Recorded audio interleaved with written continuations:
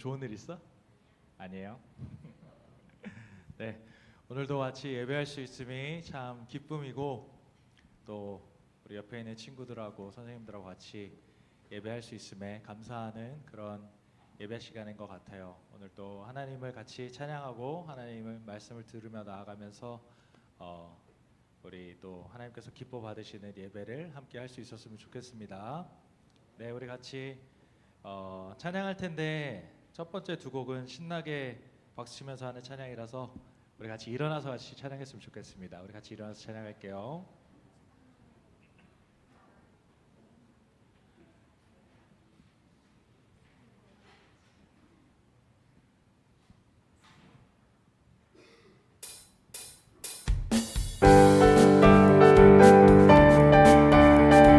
우리 같이 박수 치면서 찬양할까요?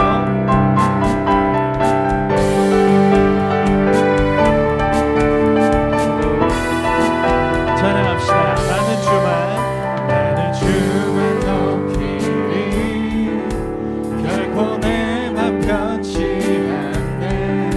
세상 모든 권세 모든 영광 십자가 앞에 다 버리고 나의 충성과 내 헌신 내 모든 소망 오직 예수 나무에 달려 죽으신 그분께 오직 우리 주께 내 믿음 소망 찬양 받기 합당한 분 또 오직만 왕의 왕께 엎드려 경배하며 모두들 한 번 더 오직 우리 주께 내 믿음 소망 찬양 받기 합당한 분 또 오직만 왕의 왕께 엎드려 경배하며 모두들이 나를 치고 아버지 되시며 나를 구원하사 하늘에 사는 오직 우리 주님께 나 찬양하리.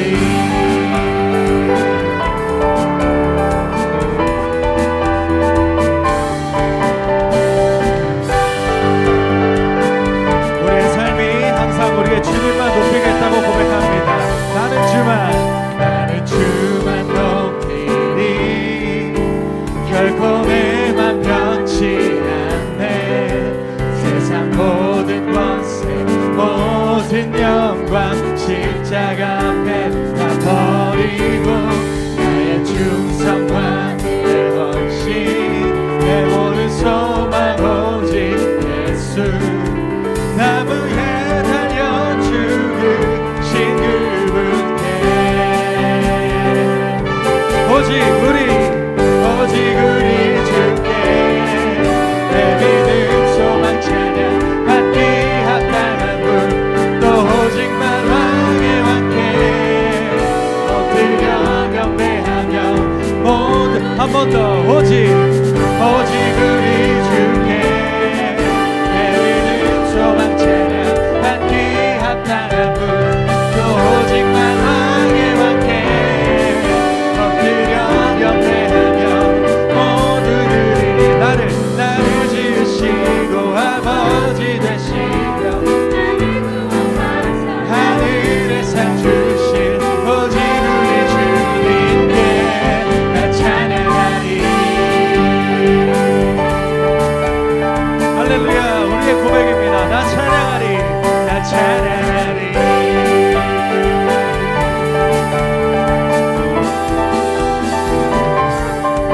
할렐루야. 우리 하나님께 영광의 박수를 올려드립니다. 아멘.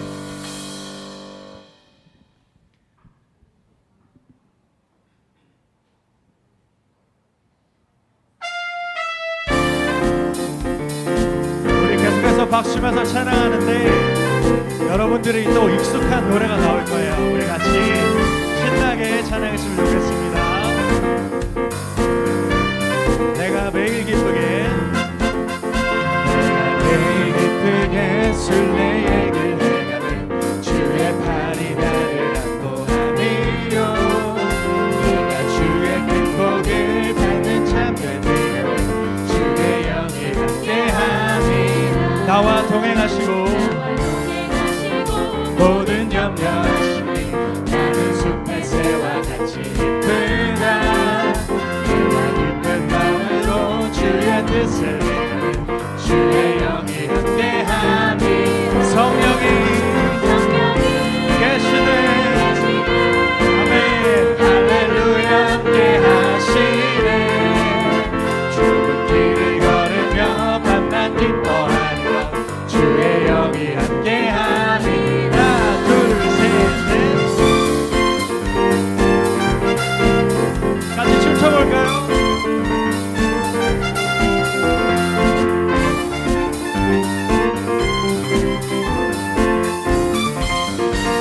한 번 더.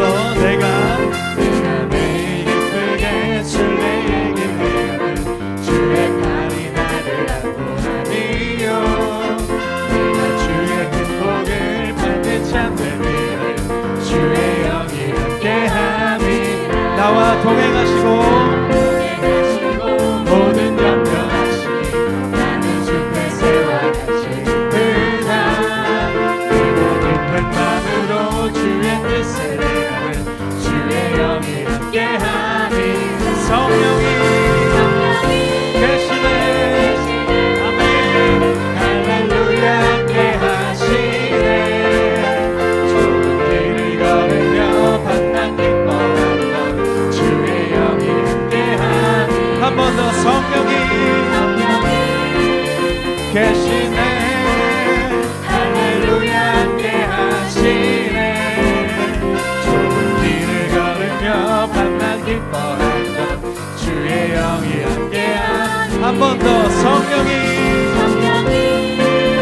계시네. 할렐루야 함께하시네. 좁은 길을 걸으며 밤낮 기뻐하는 주의 영이 함께하니 한 번 더.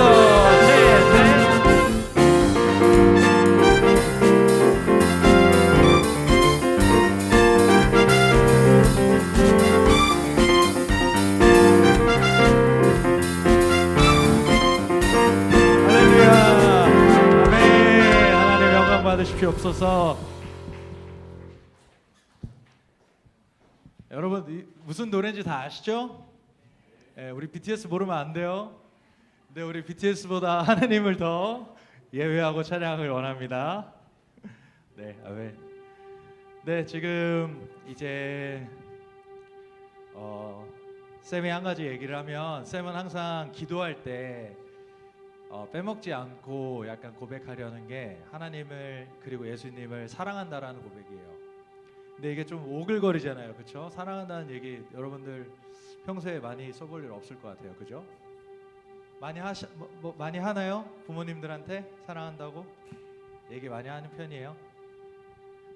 네, 조금 오글거릴 수도 있는데 그 사랑이라는 게 가장 중요한 것 같아요. 예수님께서 우리를 사랑하셨기 때문에 십자가 사건이 있었고, 그리고 하나님께서도 또 우리를 너무 사랑하셨기 때문에 예수님을 독생자로 보내주셨고, 그 모든 것의 기반이 사랑이 있는 것 같거든요. 그래서 우리 같이 두 곡을 찬양할 때 예수님을 사랑한다고 고백할 텐데 우리의 마음을 다해서 같이 고백했으면 좋겠고, 그 하나님과 예수님의 크나크신 사랑을 경험하며 나아가는 그런 예배 시간 됐으면 좋겠습니다. 우리 같이 마음을 다해서 고백해 볼게요.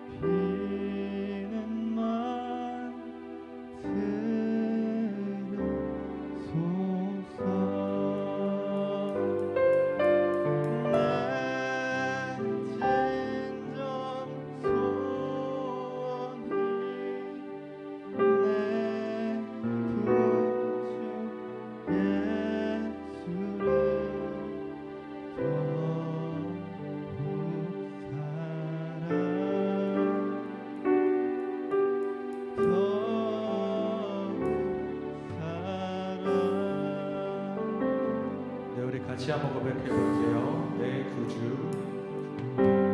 내 구주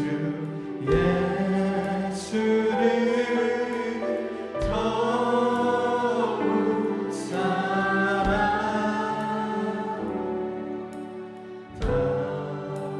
받들려 비는 말 들으소서. 내 진정 소원이 내 구주 예수를 더욱 사랑 더욱 사랑 이전에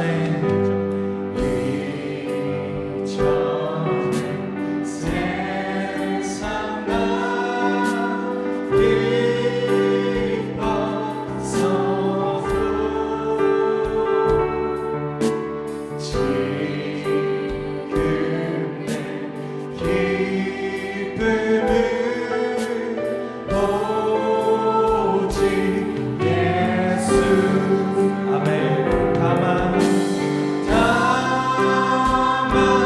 내 비는 말 내 구주 예수를 더욱 사랑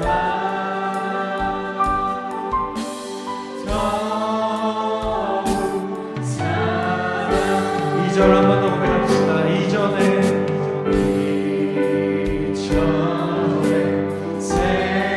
세상과 기뻤어도 지금 내 기쁨은 오직 예수.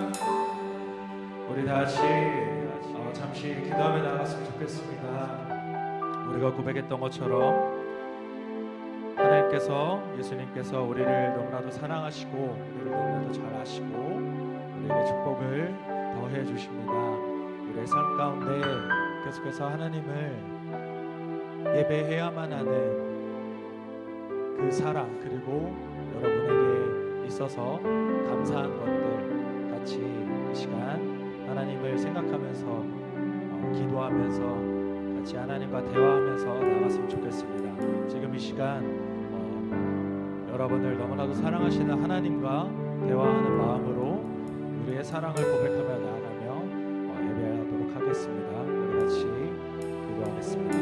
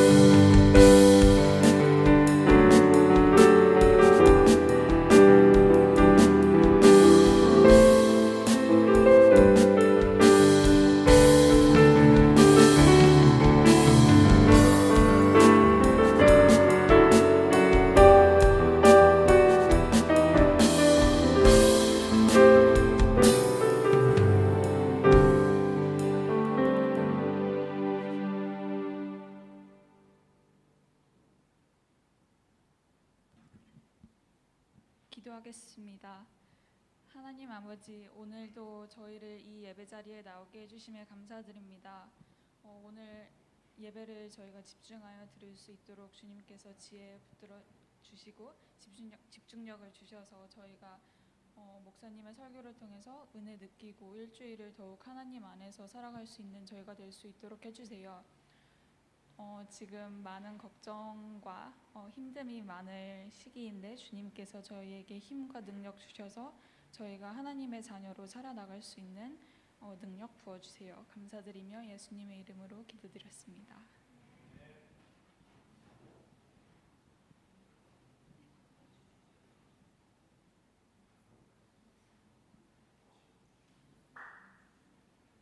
안녕하세요. 네, 오늘은 제가 여기서 설교해도 될까요? 여기가 더 잘 보일 것 같아서 앞에 있으면 목 아플 것 같아서 이게 더 낫죠? 괜찮아요? 네, 이게 더 목 아파요? 어디로 가야 되지? 자, 우리 오늘은 한 절이에요. 딱 한 절이고 여러분과 나누려고 하는 말씀은 제가 예전에 중국에 있을 때 이제 그런 얘기를 한 적이 있어요. 내가 죽기 전에 만약에 3번의 설교의 기회가 주어진다면 하루가 있다면 내가 우리 딸에게 딱 3번 말씀을 전하고 싶다. 그 중에 한 본문이에요. 여러분들과 함께 나눴던 말씀이기도 해요. 첫 번째가 이제 히브리서 11장 6절 말씀. 우리 수련회 때 같이 제가 나눴었죠. 그리고 그 다음이 여러분 기억할지 모르겠지만 졸업 예배 때 했던 그 요한복음 21장 말씀이에요. 그리고 이렇게 오늘 마지막 나눌 그 3번 중에 한 번의 말씀이 이 요한복음 3장 16절 말씀이에요. 외우고 있는 친구들 되게 많을 텐데 우리 같이 요한복음 3장 16절 말씀을 같이 읽어보도록 하겠습니다. 이게 왔다 갔다 하는데 왜 그런지 모르겠어요. 네, 같이 읽어볼까요? 시작. 하나님이 세상을 이처럼 사랑하사 독생자를 주셨으니 이는 그를 믿는 자마다 멸망하지 않고 영생을 얻게 하려 하심이라. 아멘. 네, 되게 짧죠? 굉장히 중요한 말씀이기도 하고 제가 제일 처음 외운 말씀이기도 해요. 6살쯤 이제 교회 앞에서 나와서 대표로 외워야 되는 말씀이어서 아직도 기억을 해요. 여러분도 이 말씀이 여러분의 삶을 좀 붙들었으면 합니다. 제가 20살 초반쯤이었을 때요. 2002년도에 한 곳을 방문하게 됩니다. 그냥 PPT 보여주시면 될 것 같아요. 그곳의 이름이 이제 양화진이라는 곳이었어요. 마포구에 있고요. 이제 선교사들이 우리나라에 와서 묻혔던 무덤들이 모여 있는 곳이에요. 한 선교사가 처음으로 외국 선교사 중에 죽었어요. 근데 이 죽은 선교사를 묻어야 되는데 어디 묻을 데가 없었던 거예요. 그래서 나라에서 그 외국인의 시신을 그 장안에, 그러니까 서울 시내 안에 묻을 수 없다 해서 밀려서 갔던 지역이 바닷가로 떠나오는 배가 있었던 양화진이라는 곳에 이렇게 묻게 되거든요. 버려진 그 땅을 줘서 한 선교사가 묻히고 다음 선교사들이 거기 묻혀 있었던 선례가 있으니까 계속 모여서 선교사들의 묘지가 되었던 곳이에요. 많이 사람들에게 주목받지 않다가 조금씩 조금씩 알려졌던 때였는데 이때 이곳을 처음 방문했었어요. 이곳을 방문해서 한 책을 소개받게 됐습니다. 옆에 보면 조선회상이라는 책인데 빨간색 표지로 되어 있는 책이에요. 이 페이지가 700페이지가 넘는 책인데 내용은 그 연대기나 이런 걸 빼고 나면 한 600페이지 좀 넘어요. 근데 제가 하루 만에 이 책을 다 읽었어요. 그리고 울면서 읽었어요. 왜냐하면 한 가족에 대한 이야기가 등장하거든요. 이 가족이 이제 홀 일가란 그 가족인데 성이 홀이에요. 그래서 아버지였던 제임스 홀이 오게 되고 그의 아내였던 마가렛이 와서 같이 어떻게 이 나라를 섬겼고 그들의 아들이었던 셔우드 홀이라는 사람이 결혼해서 어떻게 와서 섬겼는지에 대한 이야기들이 쭉 나와 있는데 이렇게 저한테는 되게 감동이었어요. 그래서 이렇게 진짜 울면서 읽었거든요. 근데 그 네 명이 다 의사예요. 그 아버지도 의사였고 엄마도 의사고 이 아들도 의사고 그 아들이 결혼한 사람도 의사예요. 되게 성공한 집안 아닌가요? 근데 이 집안이 별로 이렇게 부유하진 않았어요. 왜냐하면 아버지가 와서 3년 만에 죽어요. 네. 그리고 그 아버지를 잃은 남편을 잃은 상실감을 가지고 어머니가 그래도 이 땅을 섬기기 시작하거든요. 근데 몇 년 안 돼서 그렇게 여기 나오는 이 셔우드 홀이라는 사람인데 이 사람이 한국에서 첫 번째 태어난 그 외국인이었어요. 선교사로 자라는데 이 사람의 동생도 얼마 안 돼서 세상을 떠나요.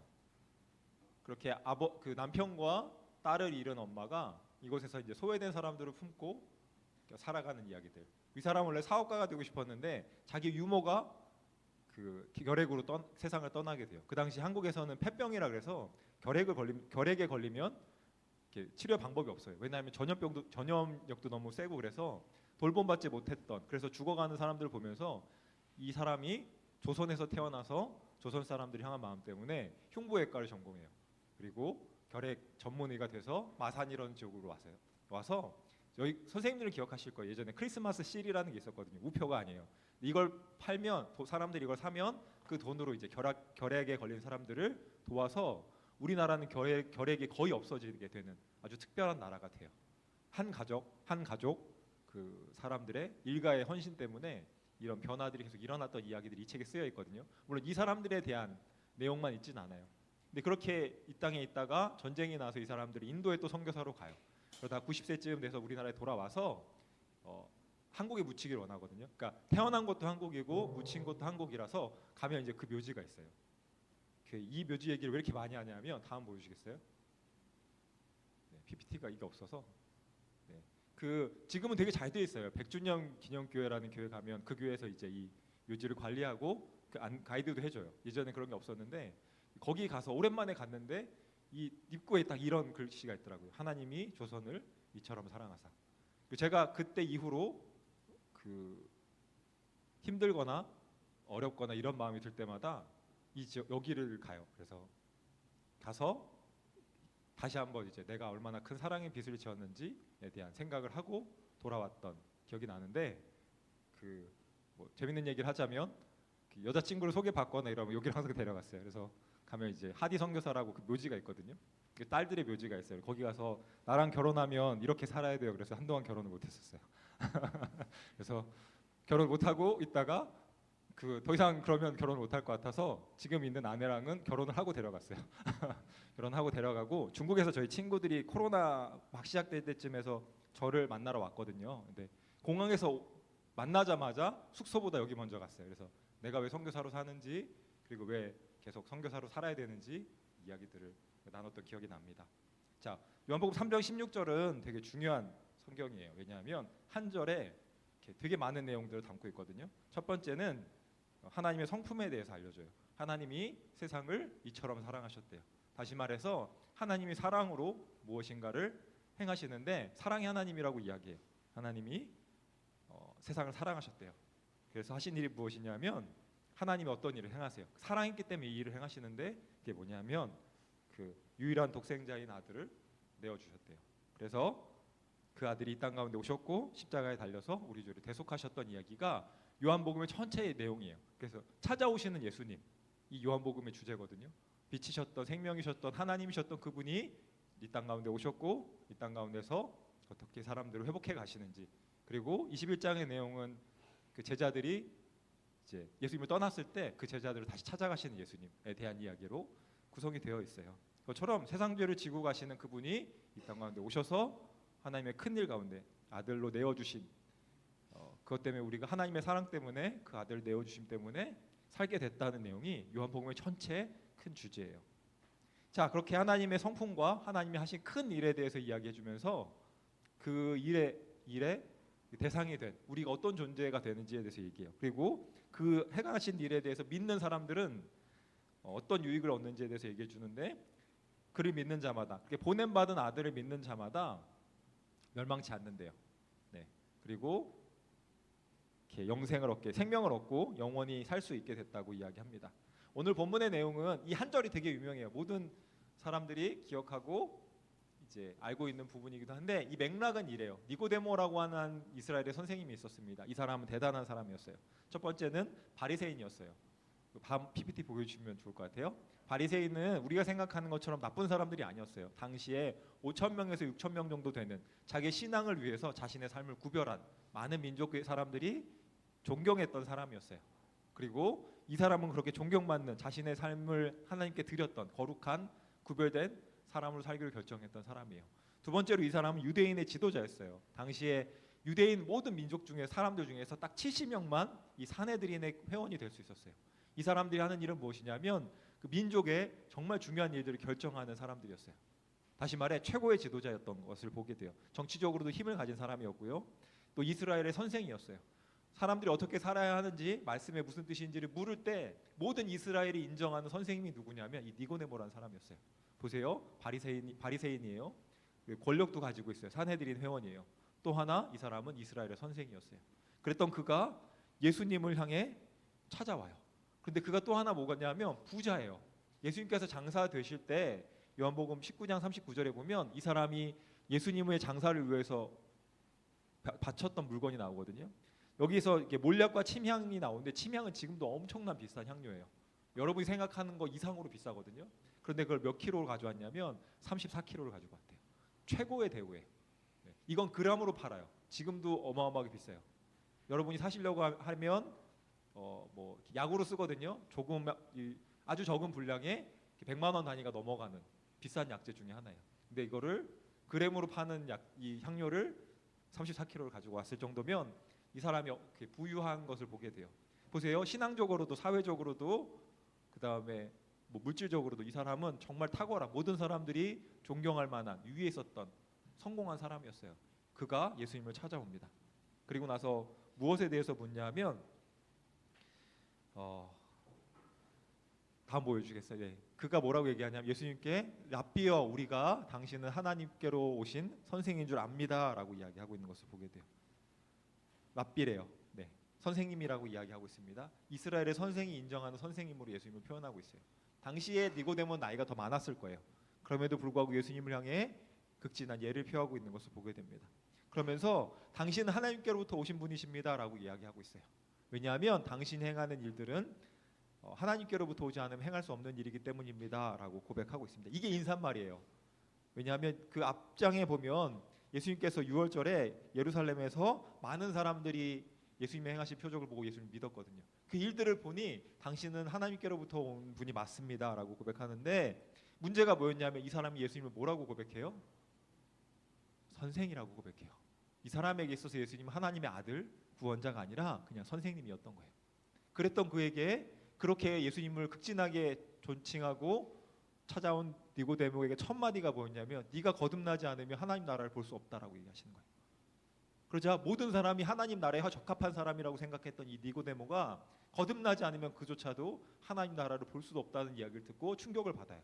어떻게 하는 것이 거듭나는지 계속 묻는데, 그런 그에게 거듭나는 게 무엇인지를 말씀해 주시는 본문이 바로 요한복음 3장의 내용이에요.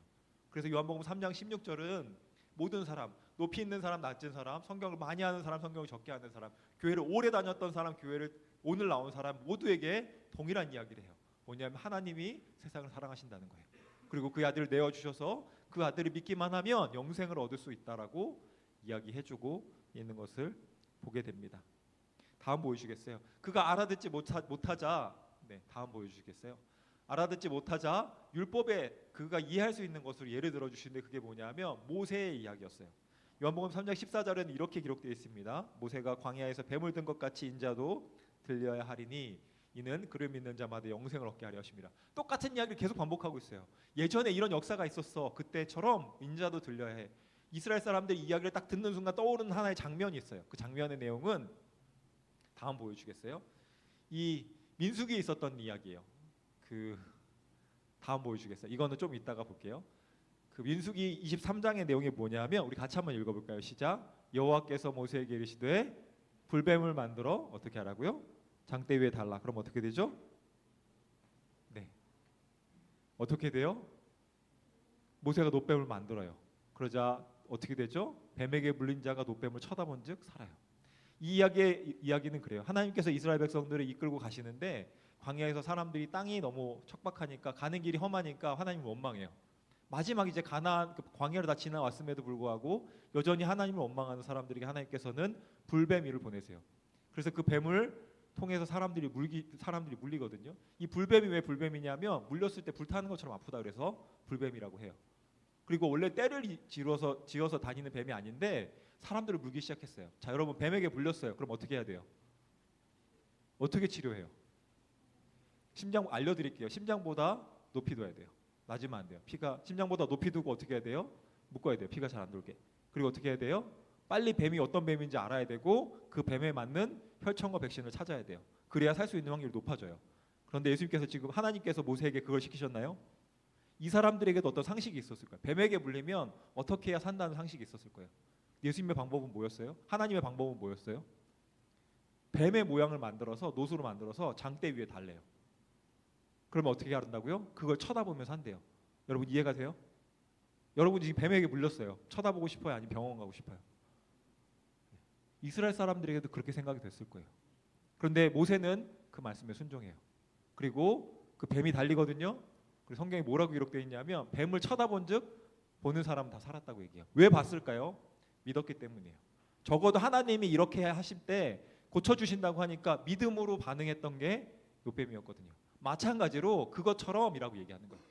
너희가 이해할 수 없는 방법이지만 하나님께서 이 방법을 통해 살려주셨던 것처럼 인자르도 그렇게 들릴 거다. 예수님을 믿으며 놋뱀을 바라보고 그것을 통해서 구원하시겠다고 치료해 주겠다고 약속하셨던 하나님을 믿었던 것처럼 인자를 통해서 예수님을 통해서 나를 통해서 하나님께서 영생을 주실 거야 라고 이야기하면서 하나님께서 세상을 사랑하셨다라고 얘기하는 거예요. 이 맥락에서 이해하지 못한다면 우리는 되게 단순하게 혹은 감정적으로만 느낄 수 있어요. 하나님의 방법은 이전과 이후가 동일해요. 예수님이 이전과 이후와 오늘도 동일한 한 가지 방법이에요. 그게 뭐냐면 바로 그의 아들을 내어주시는 것, 그 아들을 바라보는 것. 십자가 외에는 다른 구원의 방법이 없어요. 다음 보여주겠어요. 그래서 구약과 신약은 짝을 이루어요. 하나님께서 바뀌지 않으시고 이야기를 통해서 그냥 옛날 얘기로 들으면 지나갈 이야기지만 하나의 이야기가 있어요. 하나님이 행하신 일, 그걸 믿으면서 한다는 거예요. 하나님이 살리시려고 그 일을 행하셨다는 거예요. 무슨 일을 행하셨다고요? 유일하신 독생자, 자기의 가장 귀한 하나밖에 없는 아들을 내어주셨다는 이야기를 하고 있어요. 그런데 나무에 달렸다는 게 단순히 나무에 달린 것으로 그치지 않아요. 왜냐하면 우리는 나무에 달려본 적이 없어요. 나무에 달려서 죽는 게 어떤 의미인지 잘 몰라요. 근데 이스라엘 사람들에게는 특별한 의미가 있어요. 다음 보여주겠어요? 신명기 21장 23절의 말씀에 보면 이 나무에 달리는 게 뭐냐면 저주받았다는 거예요. 하나님이 그를 저주하셨다는 거예요. 다시 말해 예수님을 왜 유대인들이 못 믿냐 하면 나무에 달려 죽었기 때문이에요. 하나님께 저주받은 사람이 어떻게 메시아가 될 수 있어요? 그렇지 않나요? 십자가는 뱀의 모양으로 심판받았잖아요. 근데 그 뱀을 바라보면서 산다고 얘기하잖아요. 십자가는 하나님의 공의가 드러나는 곳이에요. 사람들이 다 죽을 수밖에 없는 이유에 대해서 이야기하고 그 대가를 치르시는 자리이기도 하지만 그런 그들을 살려주시는 하나님의 공의와 자비가 만나는 지점이에요. 그래서 놋뱀을 만들어서 그 뱀, 심판의 도구였으나 그 뱀을 바라봄으로 사람들은 살아요. 그것처럼 예수님께서 그 십자가를 지시면서 아프시겠다로 그치는 것이 아니라 그가 그 대가를 치르시며 그것을 대신해서 치르심으로 우리 대신 저주를 받으셨기 때문에 우리가 더 이상 저주의 대상이 아니라 원수가 된 것이 아니라 사랑의 대상임을, 우리가 그렇게 사랑하는 아들을 내어주시기까지 사랑받는 존재임을 알려주고 계신 거예요. 성경에 보면 나무에 달려 죽은 사람들의 이야기가 나와요. 이 사람들의 대부분은 다 안 좋은 사람들이에요. 저주받은 죽음으로 그치는 사람들이에요. 다윗의 아들인 압살롬이 그랬고요. 모든 이스라엘 민족을 죽이려고 했던 하만이라는 사람이 그랬어요. 그런데 사도들이 성령을 받고 이 십자가의 의미를 깨닫자 그들이 무슨 얘기를 하냐면 다음 보이시겠어요? 사도행전부터 쭉 나오는 내용이 뭐냐면 바로 너희가 나무에 달아 죽인 하나님께 저주받아 죽었다라고 이야기하는 그가 바로 구원자라는 거예요. 하나님이 그를 다시 살리셨다라고 베드로가 고백해요. 10장 39절에 이렇게 얘기합니다. 우리는 유대인의 땅과 예루살렘에서 그가 행하신 모든 일의 증인이라. 그가 하나님이세요. 그들이 나무에 달아 죽였으나 예수님이 나무에 달려서 돌아가셨다고 얘기해요. 십자가라고 얘기하지 않고 나무에 달아서 죽였다고 얘기하는 이유는 저주받았다는 뜻이에요. 그리고 나서 13장에는 동일하게 이렇게 기록되어 있습니다. 성경에 그를 가리켜 기록한 말씀을 당응하게 하신 것이라. 후에 나무에서 내려다가 무덤에 두었으나. 계속 나무에서 하는 이유가 뭐냐면 저주받았다는 거예요. 그러나 저주로 그치지 않는다는 거예요. 뱀이 사람들에게 그 심판의 도구였으나 그것을 통해 살아났던 것처럼 십자가를 통해 예수님께서 저주받으셨으나 우리가 당해야 할 저주를 받으셨으나 다시 회복하셨다고 이야기하고 있어요. 갈라디아서, 베드로전서 모든 사도들이 예수님의 제자들이 동일한 이야기를 해요. 뭐냐면 그가 친히 나무에 달려 저주받아 그의 몸으로 우리의 죄를 담당하셔서 우리가 어떻게 됐다고요? 의에 대하여 살게 되었다라고 얘기합니다. 다음 보여주시겠어요? 말라기 말씀입니다. 우리가 말라기서 말씀을 계속 살펴봤죠. 여호와께서 이르시되 내가 너희를 사랑하였노라 하나 너희는 이르기를 주께서 어떻게 우리를 사랑하셨나이까 하는도다. 언약에 대해서 이야기 드렸어요. 그렇죠? 기억나시는지 잘 모르겠어요. 우리가 살면서 많은 순간에 묻게 돼요. 하나님 진짜 나를 사랑하시는 거 맞나요? 내 상황 보세요. 내가 건강을 잃고 내가 원하는 시험에 합격하지 못하고 내가 원하는 대학 가지 못하고 우리 가족이 이런 불행이 있고 내가 건강하지 못하고 이런 아픔들이 내 삶 가운데 찾아오는데 정말 하나님이 살아계시고 하나님이 살아계신 건 내가 알겠는데 그럼 그 살아계신 하나님이 정말 나를 사랑하시나요? 라고 묻게 되는 순간들 가운데 하나님이 변하지 않는 증거를 주셨대요. 로마서 5장 8절에는 이렇게 기록하고 있습니다. 우리가 아직 죄인 되었을 때 그리스도께서 우리를 위하여 죽으심으로 하나님께서 우리를 향한 자기의 사랑을 확증하셨다라고 얘기하고 있어요. 아직 죄인 되었을 때, 저주의 대상이 되었을 때 어떻게 하셨다고요? 그리스도께서 우리를 위하여 어떻게 해요? 죽으셨다라고 얘기해요. 단순히 죽으신 게 아니라 저주받아 죽으셨다라고 이야기해요. 그리고 그렇게 아들을 내어주시기까지 사랑하신 하나님이 그것을 통해서 우리를 향한 사랑을, 변하지 않는 사랑을 확증하셨다, 증거로 주셨다는 거예요.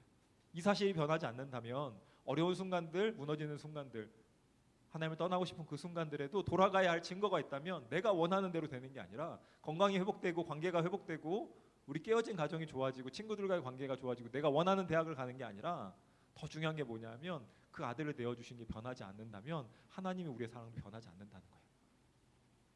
여러분들이 평생의 삶을 살면서 고민하는 시간들이 찾아올 거예요. 도대체 내 삶 가운데 왜 이런 일들이 일어나고 하나님 도대체 나한테 왜 이러시나. 그런 시간들 가운데 이 말씀이 여러분의 머릿속에서 떠올랐으면 좋겠어요. 제 마음을 지켜주었던 것처럼 여러분의 마음을 지켜줬으면 좋겠어요. 제가 얘기 많이 드리잖아요. 저는 이렇게 좋은 선교사나 좋은 목사가 아니에요. 그래서 평소 때도 그만두고 싶을 때가 되게 많아요. 내가 도대체 무슨 부귀영화를 누리겠다고 여기서 이 고생을 하고 이런 생각을 할 때가 있어요. 사람들이 오해하고 몰라주고 힘들고 굳이 이런 고생을 왜 하나 싶을 때가 그럴 때 마음이 들면 양화진으로 찾아가요. 정말로 그래요. 저희 아내가 알 거예요. 제가 진짜 힘들면 혼자 가요. 무덤 앞에 앉아 있어요. 왜요? 내가 그 사랑을 받았거든요. 그 사람들이 도대체 이역 만리 먼 곳, 그 당시에는 한국에 있는지 사람들이 잘 몰랐어요. 중국이나 일본으로 선교를 오려고 하다가 보니 어디 작은 구석에 박힌 나라가 있는데 이 나라 사람들이 불쌍하다더라, 예수님을 모른다더라. 그래서 젊은 20대 30대 젊은이들이 자신의 삶을 들여서 와요. 그렇게 와서 잘 됐냐? 몇 달 만에 죽기도 하고요. 오해받기도 하고요. 갈등도 있고 자기의 자녀를 잃기도 하고요. 건강을 잃기도 하고 그래요. 쫓겨나요. 그랬던 그들이 그 땅 가운데 묻혀 있거든요. 그분들 보면서 기억해요. 내가 이런 빚을 지고 있구나. 이런 사랑을 받았구나. 그들을 통해서 뭘 바라보냐면 이들이 바라봤던 경험했던 하나님의 사랑에 대해서 다시 생각해요. 내가 하나님의 사랑을 받고 있고 나는 빚진 사람이구나. 그럼 나의 삶을 통해 하나님께서 하시고자 하시는 일이 내가 힘들고 지치고 어려워도 동일하게 나라는 사람을 통해서 내 인생의 한 자락이라도 누군가에게 내가 경험했던 그 사랑을 전할 수 있다면 그 일을 하고 살아야 되는구나 라고 진짜 포기하고 싶을 때마다 양화진에 가요.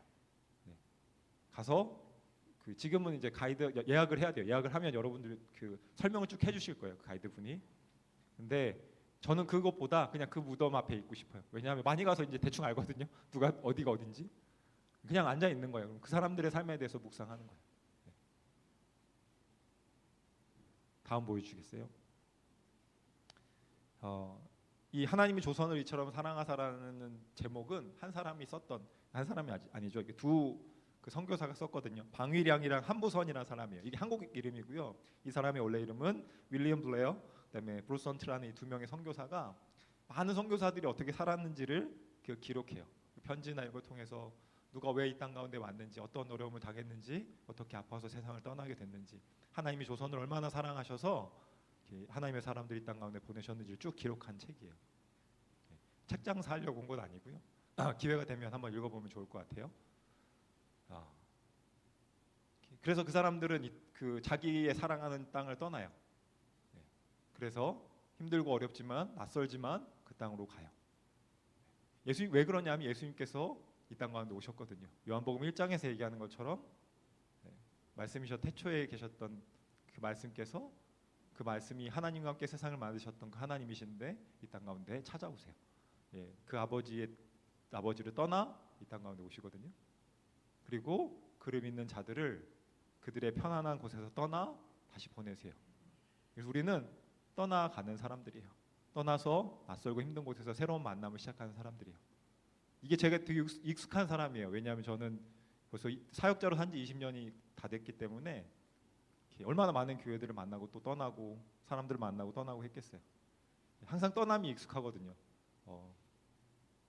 근데 어느 때는 지치기도 해요. 여러분도 아실 거예요. 만나고 떠나고 이미 그 사회에서 사는 게 다른 나라에 살면서 마음을 주고 또 누군가가 떠나가고 친구도 마찬가지고 선생님들도 그렇고요. 이것들 하다 보면 마음이 지치게 되는 거 너무 잘 알아요. 근데 우리가 왜 떠나야 하는지 또 누군가에게 왜 먼저 찾아가서 만남을 가져야 하는지 그건 뭐냐면 하나님이 우리를 사랑하셨기 때문이에요.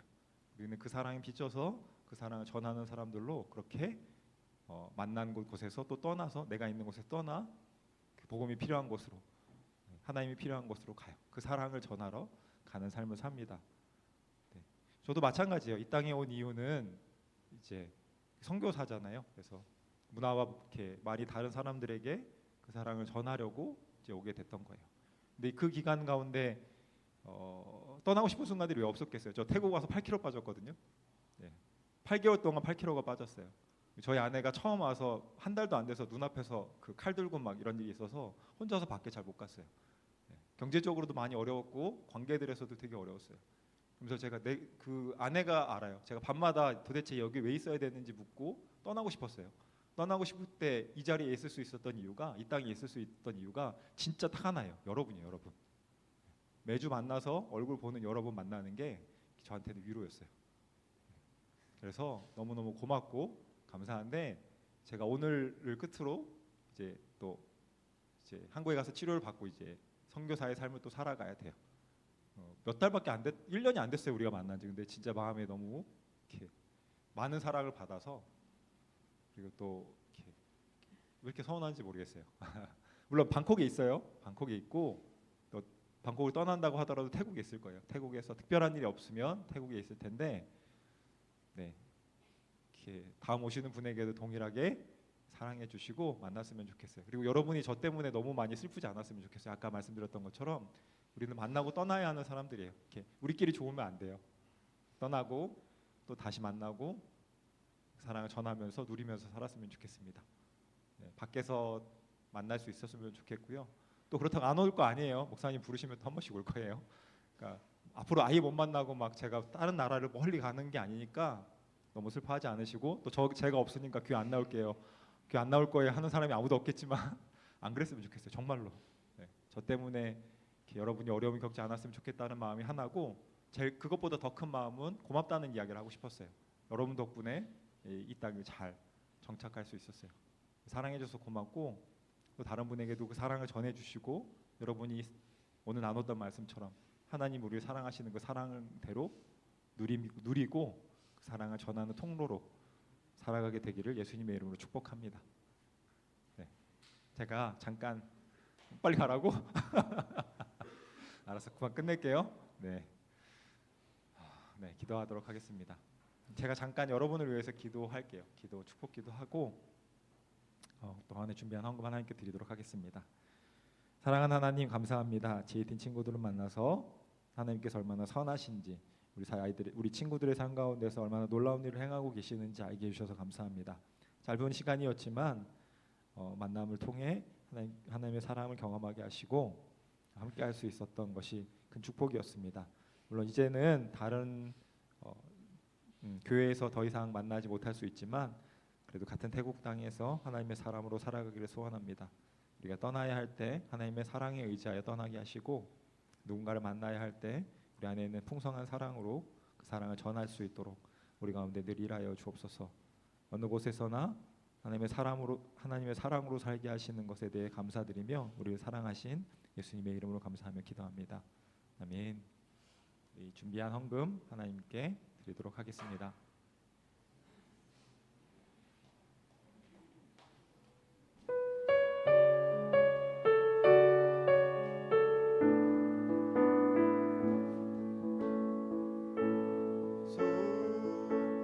우리 왕이여 이곳에 오소서 보좌로 주여 임하사 찬양을 받아주소서 주님을 찬양하오니 주님을 경배하오니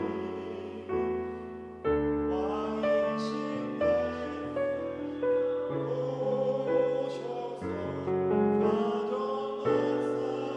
다스리소서. 헌금 위해서 여러분 위해서 축복하도록 하겠습니다. 사랑하는 하나님, 우리의 삶의 유일한 공급자 되어 주시고 우리를 사랑하신 하나님의 사랑에 힘입어 한 주간도 살았습니다라고 고백하며 준비한 헌금을 드립니다. 헌금과 우리의 마음과 사랑과 우리의 삶을 주님께 드립니다. 드려진 것들을 받아주시고 하나님의 사랑, 하나님의 영광을 위해서 하나님의 사랑이 드러나는 곳을 위해서 사용하여 주옵소서. 특별히 우리 귀한 중고등부 친구들 한 명 한 명 주님의 손에 의탁하며 기도합니다. 친구들이 어느 곳에 있든지 무슨 일을 하든지 하나님 안에서 형통하게 하시고 지혜를 주시고 몸도 마음도 영혼도 건강하고 강건하게 하여 주셔서 하나님의 사람이 하나님의 임재가 하나님이 함께 하시며 함께 있는 사람의 삶이 얼마나 복된지 세상 사람들이 알 수 있도록 친구들 한 명 한 명 가운데 은혜 베푸시고 축복하여 주옵소서. 이제는 우리 구주 예수 그리스도의 은혜와 하나님 아버지의 다함 없으시고 변함 없으신 그 사랑하심과 성령님의 감화교통하시고 우리 가운데 그 사랑을 늘 풍성하게 누리게 하심이 이 자리에 머리 숙여 하나님께서 만나게 하시고 떠나게 하시는 모든 순간들 가운데 하나님의 사랑하심을 기억하고 그 사랑으로 살아가기로 다짐하는 우리 친구들 머리 위에 우리 선생님들 위에 교회 위에 이제부터 영원토록 함께 있을지어다. 아멘.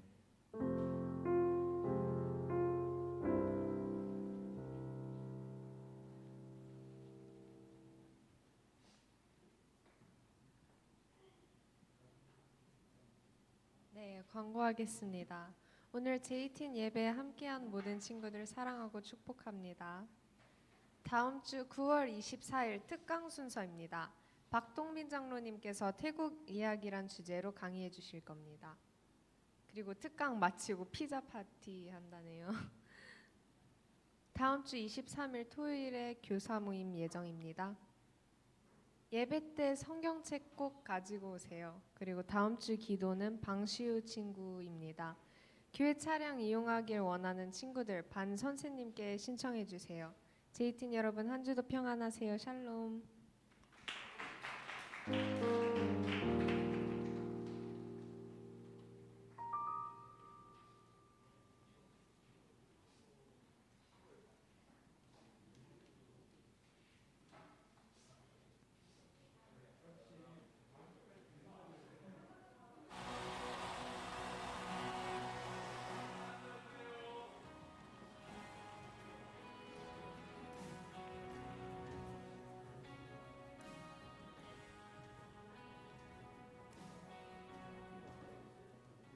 미안해요. 다음 주에도 올 거예요. 네, 걱정하지 마시고. 네, 미안해요. 제가 떠난다니까 너무 슬퍼하는데 볼 거예요. 계속. 그리고 방콕에 있으면 어떻게든 마주쳐요. 걱정하지 마시고. 네. 그래서 저는 조금 덜 슬퍼요. 계속 볼 수 있으니까.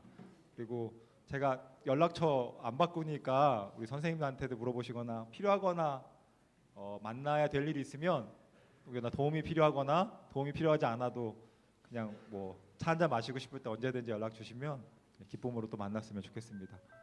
네, 이상입니다. 다음 주에도 올 거예요. 잠깐이라도 제가 말씀 전하고 갈 거예요. 네, 너무 걱정하지 마시고 슬퍼하지 마시고 계속 만나요. 다행이지 얘들아. 우리 목사님은 선교사님은 이제 방콕에서 계속 사역하실 거예요. 우리 교회 말씀 전하러 요 시간에만 매주 못 오시는 거예요. 그러니까 너무 서운해하지 말고 오늘은 고3, 고4반 목사님하고 공과할게요. 이상입니다.